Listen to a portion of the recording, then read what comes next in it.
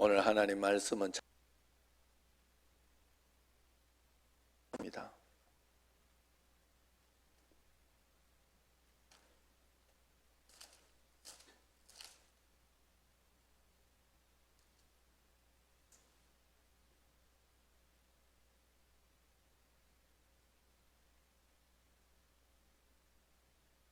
잠언서 22장 6절 말씀,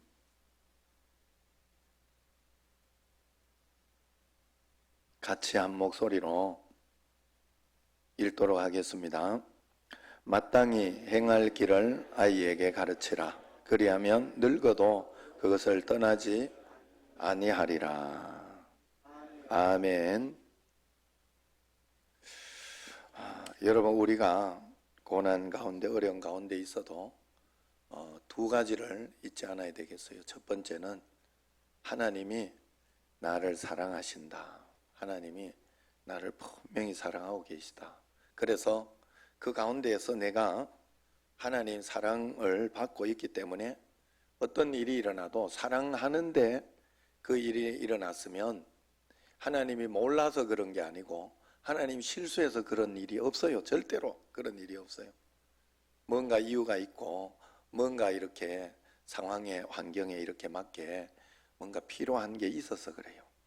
그래서 어떨 때는 내가 그 필요함을 내가 만들어내야 될 때도 있고, 그러니까 이렇게 더 큰 일을 하기 위해서는 근육을 만들어야 되는데 나는 그런 근육도 만들려고 하지 않고 하나님 앞에 강한 어떤 그런 믿음도 가지려고 하지 않고 그냥 문제만 요렇게 도깨비 방망이처럼 문제만 해결해 달라고 하면 하나님이 해결해 줄 수가 없어요. 그렇기 때문에 어떤 것이든지 하나님을 신뢰하면서 하나님이 다 이유가 있다는 걸 알고 하나님이 나를 사랑하신다는 걸 절대 의심하면 안 돼요. 그 다음에 두 번째는 하나님은 반드시 나를 구원해 주신다는 걸 여러분들이 믿고 그걸 의지해야 돼요. 하나님이 반드시 나를 구원해 주신다. 그런데 구원해 주신다 할 때도 여러분 생각할 때 보통 보면, 그래서 자꾸 여러분들이 내려놓는 게 필요해요. 뭔가 하면 우리가 이렇게 코로나 위해서 이렇게 기도하고 그렇게 하지만 어떻게 무엇으로 해결할지는 하나님이 하시는 거예요. 그러나 우리는 기도하고 주님 앞에 나아갈 때 하나님은 반드시 이걸 해결해 주셔요. 코로나도 사실은 백신 하나 딱 개발되면 그렇게 하면 이건 완전 무력화가 되는 거예요. 와라 그러면은 약 먹으면 되지, 이 정도 되는 거죠. 그렇게 될 정도로 우리가 하나님 앞에 기도하면 되는데 어떻게, 언제, 어떻게 될지 그건 하나님의 시간과 하나님의 때가 있어요. 내가 하나님 아니니까 그걸 온전히 맡겨야 돼. 구원의 방법까지 내가 제시해 주면서 이렇게 하라고 저렇게 하면 안 돼요. 그래서 언제나 여러분 마음속에 믿음이 딱 생기면요, 그 방법까지 맡기게 돼 있어요. 맡기게 돼 있고 그냥 기다리게 되어 있고, 그냥 내 생각에는 이렇게 허요선이 이야기를 많이 하게 됩니다만, 허요선이가 우리 집이 나를 통해서 좀 될라나 이런 어떤 막연한 어떤 그런 생각을 가지고 그러면서 이렇게 했지만, 물론 그것도 맞는 거예요. 영적으로는 믿음으로 이렇게 이 가정을 세우고 하는 건 분명히 효선을 통해 하겠지만 다른 방식으로도 하나님이 하시더라 이 말이에요. 하나님은 다 계획이 있어요. 하나님은 다 생각이 있어요, 우리에게. 그런데 중요한 것은 그걸 믿고 바라는 우리의 자세가 중요해요. 우리의 자세가 좀 양심적이어야 된다 이 말이에요. 양심적이어야 된다, 하나님 앞에. 그래서 오늘도 이제 이렇게 보다가 제가 한 번씩 이렇게 이 영상을 이렇게 켜놓고 보고 있습니다만은, 여러분 여기 나오려고 하면 얼마 전에 나오셔야 돼. 30분, 1시간 전에는 이미 마음에 서두르고 준비해서 나와야 현장에 나올 수 있어요. 그러면 실시간으로 예배 드리는 분은 어때야 돼? 10분 전에, 이 10분 전에는 올려주잖아요. 우리가 실시간으로 딱 한다고 올려주잖아요. 그때는 딱 준비하고 기도하는 자세로, 교회 오는 거리라 생각하고 기도하는 자세로 준비하고 있어야 되겠지요. 그게 양심이에요. 여러분 그렇게 믿어야 돼, 하나님을 진짜로. 여러분 하나님 앞에서 막 이렇게 하다가 보면 또 어느 날부터 막 헐레벌떡 그냥 제가 보고 있으니까 보이는 것만 딱 하고 그러면 하나님도 역사하실 수가 없어요, 우리에게. 왜? 하나님은 진짜니까, 실제니까. 여러분 조심도, 여러분 조심하는 거, 여기도 지금 이렇게 하는 것도 마스크 쓰거나 이렇게 하는데, 부부가 뭐 여기 와서 떨어져 있는다고 다른 사람 보게 하기 위해서 하는 거지만, 그렇게 했다고 내가 한 거 다 했다 그러면 안 돼. 진짜 조심해야지. 진짜 조심하고 마스크 쓰고 또 집에 가서 손 씻고 그러면서 모든 활동에, 교회뿐만이 아니라 다른 데도 마찬가지예요. 그나마 우리가 여기 저번에도 이렇게 여기 뭐 어디입니까? 여기도 오고 저기도 오고 홈마트도 오고 여기 지마트도 오고 그랬을 때 여기에 다른 사람들이 문제가 안 된 게 왜 안 됐습니까? 마스크 쓰고 했겠지 사람들이. 그러니까 더 확산이 안 됐겠지 그쪽에 지마트 온 사람들. 여러분 진짜 조심하는 게 중요해요. 그래서 여러분들 저기 뭡니까 우리 그 차를 타고 가거나 이럴 때 너무 대놓고 이렇게 하지 말라고 막 이렇게 하라고 제가 그랬잖아요. 진짜 조심하라 이 말이에요. 진짜 조심하면서 철저하게 예배를 위하여 우리 하나님 영광을 위하여. 하나님은 우리가 예배 안 드려도 다 이해하셔요. 사실 이때 안 와도 된다고 하셔요. 다 그렇게 하셔요. 그렇지만 우리가 이렇게나마 주님 앞에 예배 드리고 주님 앞에 이렇게 헌신하면 하나님께서 기뻐하시겠죠. 그러나 한번 또 너무 또 창궐한데 또 막 그렇게 해서는 안 되겠지만, 언제 또 상황과 환경이 바뀔지 모르겠지만 한번 판단을 믿고 여러분들이 한 걸음 가봅시다. 어쨌든 하나님 앞에 여러분들이 신앙이 양심적이어야 돼요. 제가 늘 이야기하니까 어떤 권사님이 아이고 내가 죽지 못해 출근은 맨날 하면서 내가 미안한 마음이 있다고. 그게 양심적인 거예요. 마음속에. 우리가 진짜 믿어야 돼요. 하나님을 실제로 믿어야 돼요.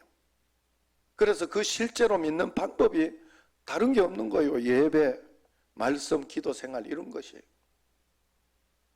그런 가운데 또 잊어버릴까 봐 한번 이야기할게요. 우리 기도자들은 밑에서 기도하면, 어제 이상훈 장로님 밑에서 기도하니까 그렇게 했었는데 깜빡했었어요.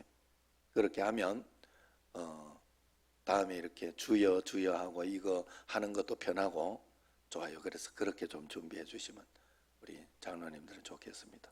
안수 집사님들하고. 자, 어쨌든 우리가 하나님 앞에 그런 마음으로 매일매일 살아가고 주님 앞에서 나아갈 때 하나님께서 역사하실 수가 있다는 것, 믿음은 실제다 하는 거 여러분들이 절대로 잊어서는 안 돼요. 지금 바이러스나 이런 것들이 실제이니까 우리가 마스크를 쓰고 그렇게, 이거 사실은 미국이나 이런 데가요, 트럼프가 초기 대응을 잘못해서 그렇다 하고 막 이렇게 뭘 하고 그렇게 하지만은 유럽이나 이런 데가 얼마나 많습니까?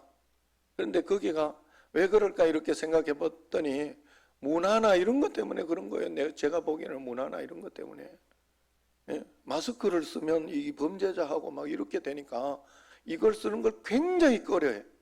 굉장히 꺼려하고 막 그래. 우리는 처음부터 막 쓰고, 그래 처음부터 예배 쓰라 이래가지고 다 쓰고 하잖아요. 그러니까 차라리 이렇게 하니까 훨씬 좋은데 그 사람들은 문화가 그렇게 안 하니까 그걸 너무 쉽게 생각한 거지.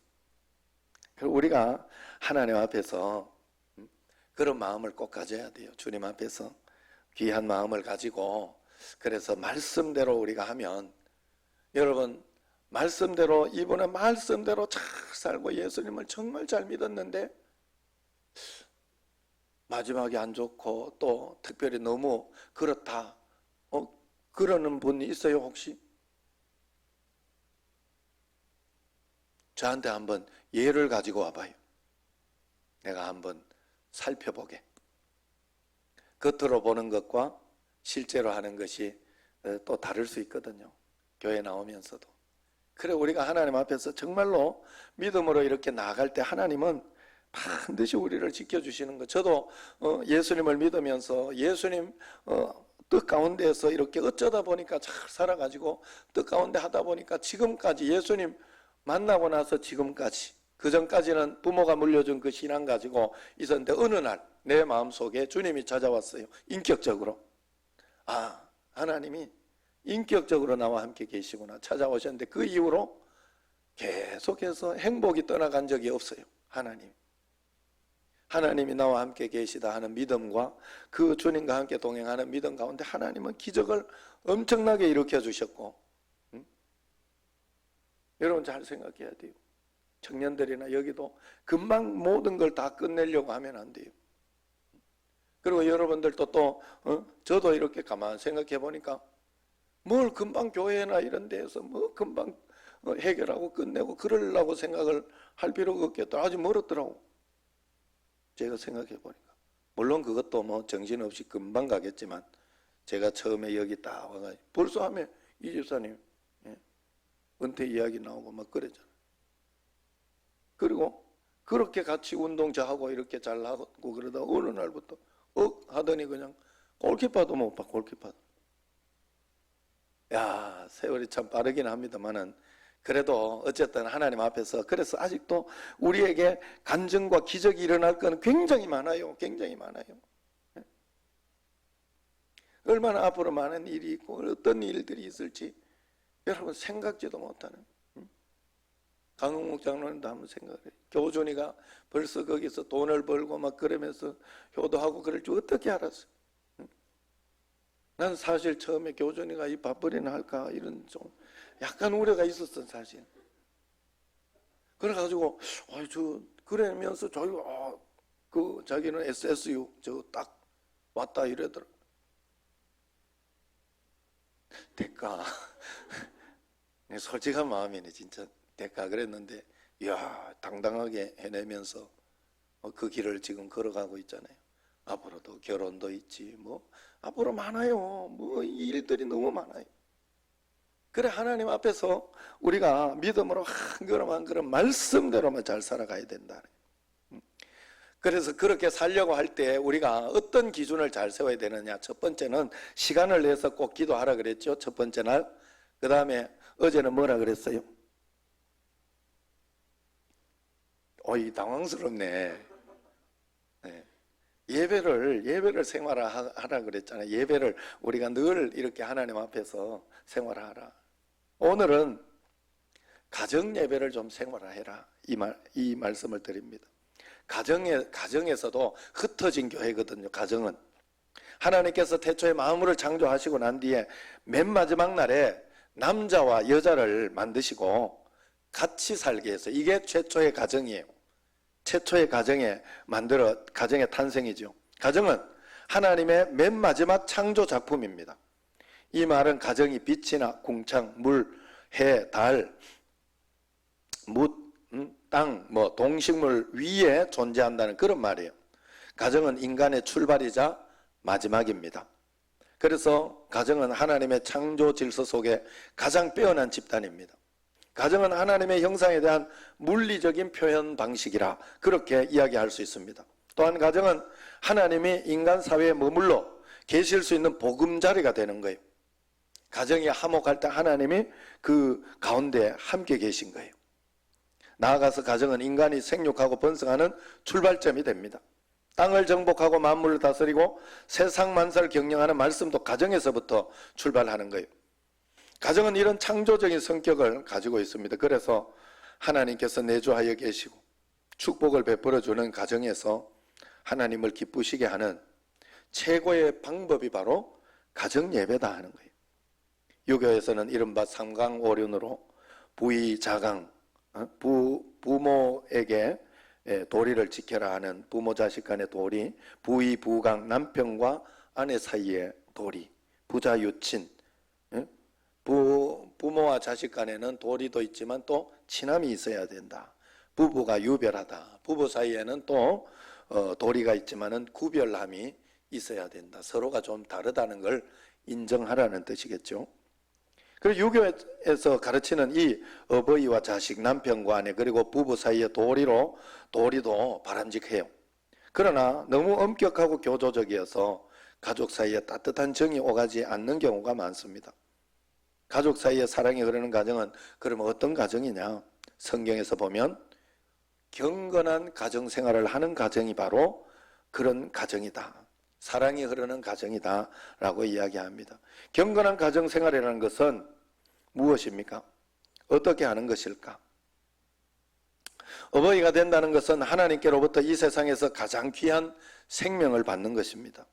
어버이에게는 그 생명을 잘 키워 어떤 보물보다도 더 귀한 인간으로 하나님과 세상 앞에 세우는 중한 책임이 어버이에게 있습니다. 유대교에서는 그래서 할례를 하고 기독교에서는 유아 세례를 베풀면서 내가 철저히 잘 키우겠다 하는 결단을 하는 것이죠.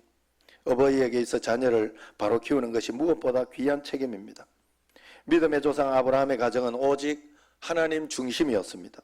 그는 가는 곳마다 하나님께 제단을 쌓으며 언약의 자손을 기다리고 또 그 언약의 자손을 100세가 되어서 받았는데 하나님께 바치라고 하니까 그냥 바쳤어요. 그래서 그의 자손 이삭과 야곱과 요셉이 이스라엘 민족의 신앙적 조상이 되었고 다윗의 후대로 메시아 그리스도가 탄생하게 된 것입니다. 욥도 그 자녀와 더불어 경건한 생활을 했어요. 그래서 최악의 시험을 견디고 갑절의 축복을 받게 됐지요. 모세 역시 경건한 가정의 출신입니다. 사무엘, 디모데 다 경건한 신앙 가정을 배경으로 하고 있습니다. 고넬료도 온 집안과 더불어 하나님을 경외하고 백성을 구제하며 기도하였는데 그와 그의 가족은 복음이 이방인에게로 나가는 동기와 모델이 된 그런 가정이 되었지요. 성경에서는 경건한 부모에게는 반드시 경건한 자녀가 나온다고 합니다. 그래서 성경은 자녀에게 경건을 가르칠 것을 여러 곳에서 교훈하고 있지요. 특별히 잠언서에서는 가정교육을 굉장히 중요하게 생각합니다. 아들아 하고 계속해서 이야기하는 내용이 많이 나옵니다. 오늘 말씀도 한번 같이 읽어보세요. 26절 시작. 마땅히 행할 길을 아이에게 가르치라. 그래하면 늙어도 그것을 떠나지 아니하리라. 경건한 부모는 항상 부족함을 느끼죠. 그러므로 하나님께 매달려서 자녀를 위하여 계속해서 기도합니다. 또 경건한 자녀는 부모를 존경하며 그의 훈계를 들으려고 합니다. 경건한 가정생활은 경건한 자녀를 낳고 가족을 행복하게 하며 하나님의 축복을 받는 도구가 반드시 된다 하는 것이지요. 경건한 가정생활은 이웃에게 모범이 되어서 주님의 복음을 간접적으로 전하게 되어 있다 하는 것입니다. 그러므로 우리는 경건한 가정을 만들, 그 경건한 가정의 모델이 바로 가정예배를 드리는 가정이라면 경건한 가정의 모델이 될 수 있어요. 어떤 상황과 환경에 있어서도 자녀들을 불러놓고 가정예배를 드리십시오. 또 혼자 있어도 가정재단을 꼭 쌓으세요. 그 가정재단을 어떻게 생활을 할 수 있느냐? 아브라함은 가는 곳곳마다 제단을 쌓고 여호와의 이름을 불러서 자손 만대까지 복을 받은 것처럼 가정예배는 가정이 하나님의 신령한 복과 땅의 기름진 복을 받는 필수 조건이에요. 가정은 작은 교회고 이상적인 사랑의 공동체입니다.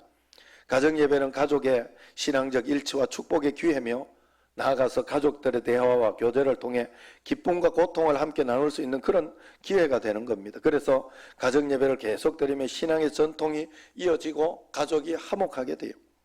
가정예배 드리는 방법을 말씀드렸지만 오늘도 한 번 더 말씀을 드리면 약간씩 다를 수는 있어요. 그러나 이런 방식을 따르면 됩니다. 가정예배는 가정의 신앙의 주체가 되는 사람이 주도해서 나아가면 됩니다. 신앙의 주체가 아내에게 있다. 그러면 아내가 주도해서 나가되 또 남편이 같이 예배를 드리면 남편에게 이렇게 기도도 하게 하고 그러면서 이렇게 주도권을 이렇게 주는 게 좋아요. 어쨌든 신앙의 주체가 되는 사람이 자식이 가정에서 예배를 드리고 어머니하고 잘 못 드린다. 그러면 자식이 주체가 되어서 예배를 드리면 됩니다. 그리고 두 번째는 가정 예배는 매일 해야 돼요. 매일 하되 여러분들이 수요 기도회나 오늘 이 저녁처럼 이렇게 예배가 있거나 그럴 때에는 여러분들이 생략을 하셔도 됩니다. 그럴 때에는 생략을 하셔도 돼요. 그래서 그러나 다른 날 우리가 매일 아침 저녁으로 주님 앞에 보고하는 거예요. 예배 드리는 거예요. 그런 마음으로 드리면 됩니다. 또 세 번째는 가정 예배는 길어지지 않도록 드려야 돼요. 꼭 10분 안에, 좀 길면 20분 안에 이렇게 꼭 끝낼 수 있도록, 그래서 자녀들이 가정 예배를 드리거나 이럴 때 부담이 되지 않도록 그렇게 해야 됩니다. 그런데도 사실은요, 이게 마음의 문제이더라고요. 가정 예배는 마음의 문제예요. 제가 이렇게 보니까 늘 이야기, 우리 집은 가정 예배 5분 정도 드려요. 5분 정도. 뭐 딱 이렇게 그렇게 드리는데도 그게 귀찮고 하기 싫어지더라요. 야, 내가 진짜 양심적으로 나쁘다, 그런 생각하고 난 뒤부터는 다시는 그런 마음을 가지진 않아요. 저희들은 그런 마음을 가지지는 않지만 내 속마음은 그게 있더라 이 말이에요. 그 마귀가 주는 거예요. 네 번째, 가정 예배 때 성경 읽기는 계속해서 창세기부터 몇 절씩, 그래서 저희들도 벌써 신명기를 읽라 그래요. 아닌가? 사무엘상인가? 네, 사무엘상인가 보다. 우리가 가정 예배를 월, 화, 그 다음에 목, 토 뭐 이렇게 드리거든요. 그러니까 2절씩밖에 안 읽어요. 각자 2절씩. 그런데 이제 제가 우리 그 애들이 다 나가고 나서부터는 5절, 4절 이렇게 걔들 것까지 같이 좀 읽자, 이런 마음으로 그렇게 읽기는 합니다. 그러나 어쨌든 성경도 길게 읽지 말고 짧게 읽으면서 해서 하나님께 내가 시간을 드리고, 나는 하나님이 중심이라는 걸 표현하는, 다른 이유가 없어요. 여러분, 성경을 읽고 통독을 하고 기도하는 시간을 꼭 가지는 것은 나는 하나님 중심이 맞습니다, 하나님을 정말 믿고 있습니다, 이거예요. 여러분, 우리의 믿음은 얼마나 왜곡되어 있는지, 내가 믿으면 하나님이 내 마음대로 해줘야 된다고 생각을 해. 아니에요. 우리는 하나님을 믿는 거예요. 하나님이, 내가 하나님을 믿음으로 나가면 하나님이 가장 멋지고 완벽한 내 삶으로 인도해 주시는 거예요. 끌어가 주시는 거예요. 그래서 동행하고 동력하는 거예요, 우리가. 그래서 나도 하나님 말씀을 들어야 되고 하나님도 내게 말씀을 해주는 거예요.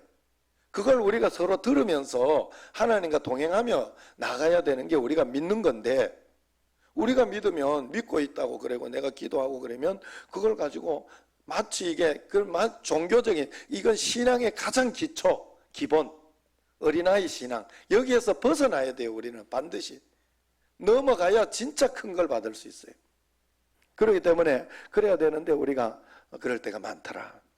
그래서 그렇게 적게 읽어도 하나님께 먼저 드리는 거. 그 다음에 5번째는 일반 기도를 할 때 중보 기도를 하고 합심해서 기도하고 이렇게 대표해서 기도해도 좋고 그렇습니다. 우리 집에는 제가 인도를 하니까 기도는 보통 아내를 시키고, 또 아내가 아닐 때는 또 자식들 또 이렇게 하기도 하고 그렇게 합니다만은, 이렇게 하는 것도 좋고, 어쨌든 이건 뭐 이렇게 좋은 대로 하면 되고, 마지막으로는 이제 순서는 이렇게 사도신경, 찬송, 성경봉독, 그 다음에 기도, 주기도문, 이런 순서로 이렇게 하면 하나님 앞에 번제가 되는 거죠. 예배가 되는 거예요. 예배는 형식이 있어야 돼요. 내 마음대로 막 그렇게 하는 게 아니에요. 하나님 앞에 그 형식을 주님 앞에 온전하게 드릴 때 온전한 예배를 하나님께 드렸다, 하나님을 받으셨다, 이런 것으로 우리가 할 수 있습니다. 그래서 1,000번째 헌금을 드려도 꼭 집에서도 가정 예배를 드리고 헌금을 한번 하고 이러는 거예요. 그렇게 하는, 그게 1,000번째 헌금. 그래서 여러분, 예배라는 것은 우리가 믿기 시작하면서 시작하여서 죽고 난 후에까지 천국에 가서까지 드리는 정규 과정이다, 그렇게 보면 됩니다. 내가 믿는 자라고 하면 예배는 절대로 회피할 수 없는 본분이자 의무입니다. 하나님은 성도들의 예배를 통해 기뻐 영광을 받으시기 때문에 그래요. 그러므로 예배는 늘 말씀드리지만 성도의 모든 것입니다. 예배가 없는 사람은 그리스도인이 아니고 영과 진리로 예배하는 사람만이 진정한 그리스도인이라 할 수 있습니다. 이것을 가정에 적용해 보면 가정 예배가 없는 가정은 기독교 가정이 맞나 할 정도 이야기할 수 있죠. 하나님은 가정 예배를 드리는 가정에 내주하셔서 은혜와 평강을 주시고 하늘의 신령한 복과 땅에 기름진 복을 함께 내려주시는 거예요. 성도의 가정은 죽을 때까지 가정 예배를 드릴 사명이 있습니다. 가족이 죽은 후에도 후손까지 대대로 이어서 가정 예배를 드리도록 그렇게 해야 됩니다. 그래야 기뻐하시고 축복하시는 거예요. 그러면 가정 예배를 우리가 이렇게 생활해야 되는데 어떻게 가정 예배를 생활해야 하는 이유가 뭐냐, 세 가지로 이야기하고 마칠까 합니다. 첫째는 하나님과 동행하는 가정이 되기 위해서 가정 예배를 드려야 돼요. 아브라함은 가는 곳마다 제단을 쌓았다. 이게 아브라함의 굉장한 특징이요. 그게 하나님과 제단을 쌓으며 동행했다는 겁니다. 그래서 아브라함은 언약이 성취되는 은혜와 축복을 받았습니다. 에녹은 자녀를 낳으면서 평생을 하나님과 동행하다가 죽음을 보지 않고 하늘나라에 갈 수 있었다고 이야기합니다. 언제 어디서 어떤 해를 당할지 모르는 세상에서, 어떤 어려움과 고난이 올지 모르는 세상에서 가족이 하나님과 동행할 수 있는 방법은 가정 예배를 할 수 있어요. 성도가 죽을 때까지 가정 예배를 충실히 잘 드린다면 하나님과 진정한 동행을 잘 하다가 천국에 갈 수 있는 거예요. 두 번째로, 가정이 하나님을 기쁘시게 하는 가정이 되기 위해서는 가정 예배를 드려야 돼요. 가정 예배 드리는 것은 하나님을 기쁘시게 하는 가정이 되기 위해서 하는 겁니다. 우리가 세상에 존재하는 제일 목적은 하나님을 기쁘시게 하려고 하는 거예요. 이건 너무, 하나님 너무 과하신 거 아니냐, 이런 생각이 우리가 버뜩 들어요. 우리는 하나님 말씀대로만 살아야 됩니다 이러면 너무 그 종속이 되고 너무 이렇게 얽매이지 않느냐, 이런 생각을 해요. 그런데 참 신기한 것은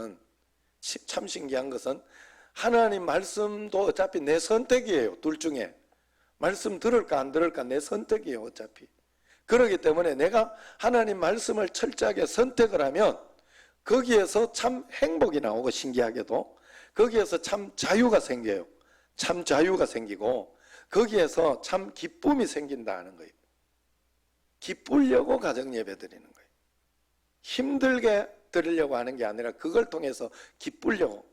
특별히 여러분, 하나님 기뻐하시는 어떤 그런 것들 가운데 가장 제가 이렇게 경험한 가운데 전도하러 가는 것들 이렇게 보면, 전도하러 갈 때는 굉장히 힘들고 또 어떻게 이야기하지? 쭈뼛쭈뼛하고 또 막 그런 것이 있는데 하고 돌아올 때 되면 굉장히 마음이 기뻐요. 참 신기하게도. 전도가 우리 육신의 운동하고 비슷하죠. 운동하고. 운동이라고 그러죠. 영적인 운동. 제가 운동 갈 때도 그래요. 갈 때는 정말 귀찮고 힘들고 어렵고 그랬는데 운동하고 올 때 되면 언제나 기뻐요. 땀을 쭉 빼고 나면 즐겁고 그런 마음이 들어요. 우리가 하나님 앞에서 마찬가지요. 가정 예배를 드리고 이러면 이것 때문에 내가 힘들고 어렵고 귀찮고 이렇게 하는 거 아니에요. 여러분들을 정말 행복하게 하고 정말 자유케 하고 정말 여러분들을 보람케 하고 하나님과 가까이 하게 하기 위해서 드리는 거예요. 여러분, 여기에 예배를 드리고 억지로 이렇게 하고 제가 이거 뭐 실시간 이런 것도 이야기를 하고 막 그렇게 하면서 푸시하고 이렇게 하는 거는 여러분을 정말 자유케 하기 위해서. 여러분, 10분 전에 또 이렇게 잘 하는 사람과 부랴부랴 막 그래서 최순덕 집사님 같은 경우는 20분, 15분 일어나면 이름도 안 적어 부끄러워가지고 안 적었다 하더라고. 그런데 그게 자유케 못하는 거예요. 그러나 그래라도 적어놓으면 아차 해가지고 그렇게라도 이렇게 일어나서 예배를 드리면 좀 그나마 그만큼의 자유는 있어요. 그만큼의 자유. 안 드린 건 아니거든. 안 드린 건 아니거든. 참 신기해요. 여러분, 자유라는 것은 내가 막 자유하다고 자유한 게 아니에요. 자유하다고 테두리 안에서 자유해요. 항상. 물고기는 물 안에서 자유입니다. 물 테두리 안에서. 새는 창공이라는 궁창 안에서 테두리. 우리의 자유는 이 지구 안에서 자유예요. 하나님 안에서 자유해야 돼요. 예? 개가 꼬리 터져가지고 우리 처음에 내가 좀 약한 거 해놨더니 그걸 물고 뜯고 나갔더라고. 와, 내가 진짜 마음에 진짜 180만 원 잃었나 싶어가지고 마음이 힘들었어요. 예? 그랬는데 그렇게 해봐야 자기만 손해예요. 자유 막 마음대로 뛰댕기가 자유한 것 같지만 아니에요. 어디 가가지고 그냥 똥개 되는 거예요. 어디 가서 그냥 주 먹고 돌아댕겨야 되고 미친 게 있잖아. 어디 씻지도 못하고 맨날 그러면서 돌아댕기. 여러분 하나님 안에 있는 게 자유예요. 착각하시면 안 돼요. 밖에서 내 마음대로 막 동성애하고 막 내 마음대로 막 그렇게 살면 그게 자유인 것 같지만 아닙니다. 아니에요. 자유는 그렇게 오지 않습니다. 그건 나를 더 피폐하게 하고 너를 더 망하게 하고 나를 더 힘들게 하고 어렵게 하는 거예요. 여러분 어렵고 힘들지만 여기에도 오늘도 불안한 마음도 있고 걱정되는 마음도 있고 하지만 그래도 여기에서 예배를 잘 드리고 이렇게 갈 때 여러분들은 참 자유를 느낄 수 있어요. 하나님 앞에서. 여러분 가정 예배가 그런 것과 똑같다 하는 것을 꼭 아시기 바랍니다. 마지막으로 가정이 화목하기 위해 가정 예배를 드리는 거예요. 가족이 불화할 수 없어요. 불화한 가족은 화목할 수 있는 계기로 가정 예배가 가장 좋습니다. 그래서 언제나 가정이 이렇게 모여서 예배를 드리는 가정은요 거기에서 다시 풀어지는 거예요. 풀어지는 거예요. 화가 났다가도 가정 예배를 드려야 되니까 예배를 드리면서 또 하나님 또 회개하고 그러면서 이렇게 뭔가 바뀌어지는 거예요. 여러분 가정 예배를 잘 생활하고 이번에는 계속해서 여러분들이 특별히 억지로 좀 해야 되는 것들을 여러분들에게 가르쳤어요. 시간을 내어서 기도하는 게 그게 맞는 거예요. 하나님 앞에 꼭 여러분들이 늘 이렇게 나는 다니면서 늘 기도하는데 그러면 안 돼요. 꼭 시간을 내어서 하나님께 기도하고 예배가 습관화되고 생활화되고 예배 드리는 것이 그냥 즐거운 마음으로 이렇게 여러분 생활화될 수 있도록 하고 오늘 가정 예배도 여러분 하나님 앞에 가정에서도 예수님 믿는 자로 살아라 하는 그런 뜻입니다. 그것만 잘해도 하나님께서 놀라운 축복과 은혜 가운데 여러분들을 인도하여 주실 줄로 믿습니다. 매일매일 승리하는 여러분과 저가 되기를 축원합니다. 기도하겠습니다.